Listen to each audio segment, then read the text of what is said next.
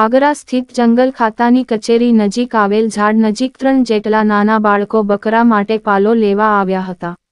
જે પૈકી નિકુલભાઈ મહેન્દ્રભાઈ રાઠોડ ઉંમર 13 જે ઝાડ ઉપર ચઢી પાલો પાડી રહ્યા હતા.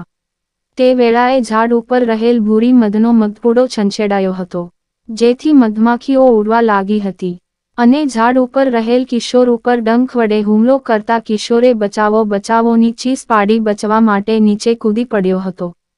અને રડતા રડતા મામલતદાર કચેરીના કમ્પાઉન્ડ તરફ બચવા માટે દોટ મૂકી હતી અને જમીન ઉપર આળોટવા લાગ્યો હતો, જ્યાં રેશન કાર્ડ, આધાર કાર્ડ તેમજ કે વાય સીના કામર્થે મામલતદાર કચેરીમાં આવેલા અરજદારોમાં પણ નાશભાગ મચી જવા પામી હતી.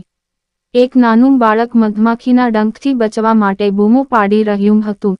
છતાં કોઈ પણ તેને બચાવવા માટે આગળ આવ્યું ન હતું.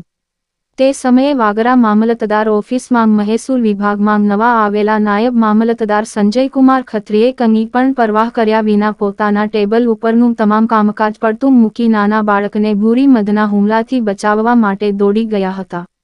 અને બાળક ઉપર રહેલી મધમાખીઓને રૂમાલથી ખસેડવાની કામગીરીમાં જોતરાઈ ગયા હતા અને ત્યારબાદ બાળકને તાત્કાલિક નજીકમાં આવેલ સામૂહિક આરોગ્ય કેન્દ્ર ખાતે સારવાર હેઠળ ખસેડી માનવતાનું ઉત્તમ ઉદાહરણ પૂરું પાડ્યું હતું.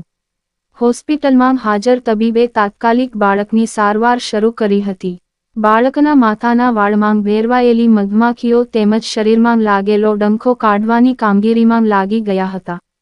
મધમાખીઓના હુમલામાં અન્ય 2 બાળકો પણ ઈજાગ્રસ્ત થયા હતા, જેમાં મેઘા મહેન્દ્રભાઈ રાઠોડ વ07, હિરેન નરેશભાઈ રાઠોડ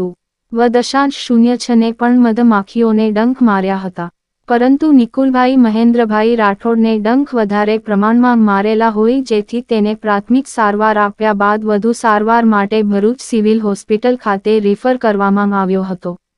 પોતાનો જીવ જોખમમાં મૂકી મધમાખીઓના હુમલાથી બાળકને બચાવી માનવતાનું કાર્ય કરનાર નાયબ મામલતદાર સંજયભાઈ ખત્રીની ચોમેરથી પ્રશંસાઓ થઈ રહી છે.